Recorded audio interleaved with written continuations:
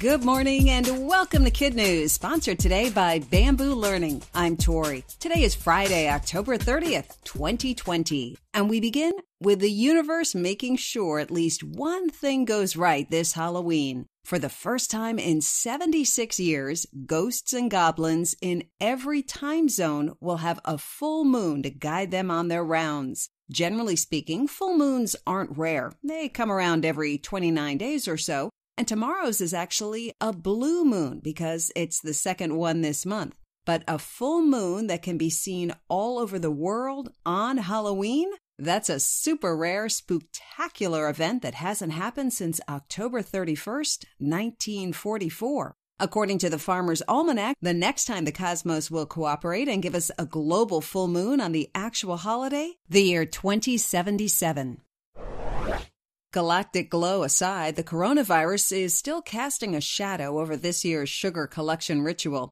Undaunted, a family in Rhode Island found a workaround that significantly raises the bar when it comes to socially distancing trick-or-treating. According to the Providence Journal, the Hingaranis of Barrington built a 12-foot-tall pumpkin orange catapult to fling candy across their yard and land just so. The not-so-medieval contraption is made of scrap wood, a serving platter, and 3 furry faux spiders. The arm launches sweets from the house all the way to the sidewalk. Still to be determined which nut-free possibility performs the best. Starbursts and Twix are the two frontrunners. Even though the catapult has a great arm, the family is asking all trick-or-treaters to wear a real mask, not just a costume one.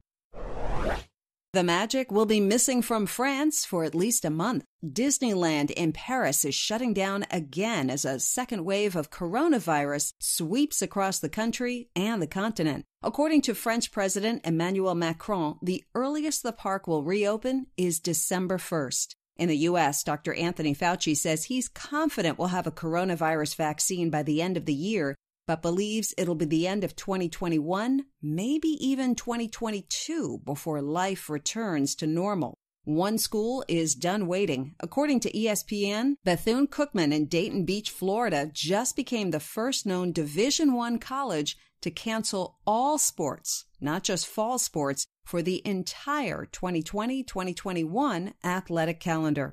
The school's president said the decision wasn't complicated. The risks to his students and staff just too high.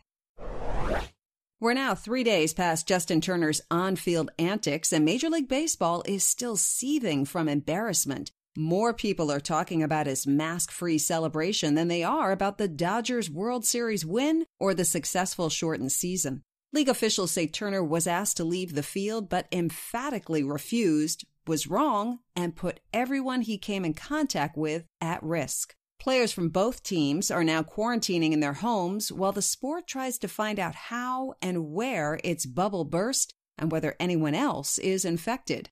Will Turner be punished? Sources say probably not, because the league doesn't want to upset the players' union, which it will need cooperation from to plan for next season.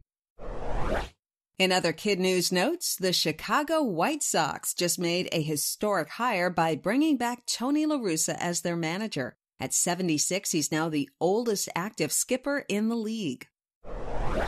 Some record-breaking news on the economy. The nation's gross domestic product, which is the value of all the goods and services produced in the United States, rebounded at a 33% pace in the third quarter, which is the biggest rise since the early 1950s. And a reminder to set your clocks back this weekend. Daylight saving time ends and we return to standard time at 2 a.m. on Sunday, giving most of us in the Northern Hemisphere an extra hour of sleep. It also means mornings will be lighter earlier and evenings will be darker sooner. Before we get to our quiz, we want to give a special KidNuz shout-out to two of our interns, Delaney Collins and Aaron Schwartz, who've made our social media shine for the past few months. Thank you and best wishes as you fly into your professional careers. Now, our KidNuz quiz. What is special about tomorrow night's moon?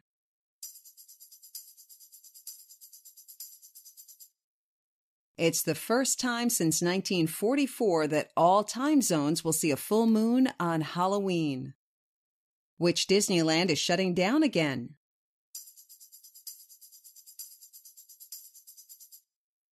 The Resort in Paris. Which team did Tony La Russa just get hired to coach at the age of 76?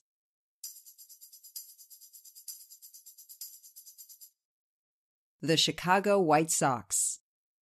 What time does daylight saving time end and standard time begin?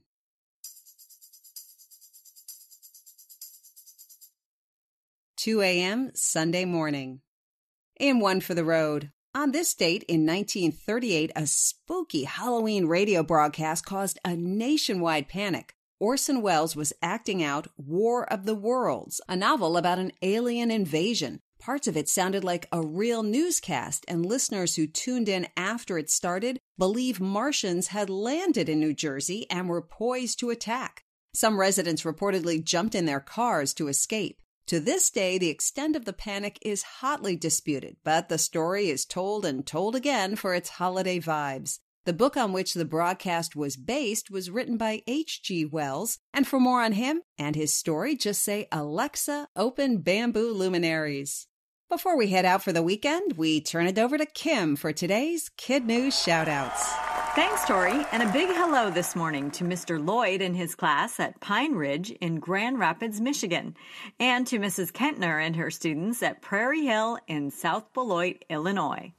And we send birthday wishes to Freya in Midlothian, Virginia, Eve in Richmond, Maine, Kylie in Tucson, Arizona, Trayton in Raleigh, North Carolina, Regina in Findlay, Ohio, Juliet in Tuscaloosa, Alabama, to Missouri for Matt in Kirkwood and Ben in St. Louis, Lena in Mount Prospect, Illinois, Blake in Grand Blanc, Michigan, Callan in Temple, Texas, Drew in Alexandria, South Dakota, Miriam in Fargo, North Dakota, Destiny in Gloucester City, New Jersey, Ethan in Pacific Palisades, California, Sophia in Baldwinsville, New York, Darnell in Logan, Utah, Autumn in Knoxville, Tennessee, and belated shout-outs and happy Halloween to Rowan and Hayden from Rigby, Iowa.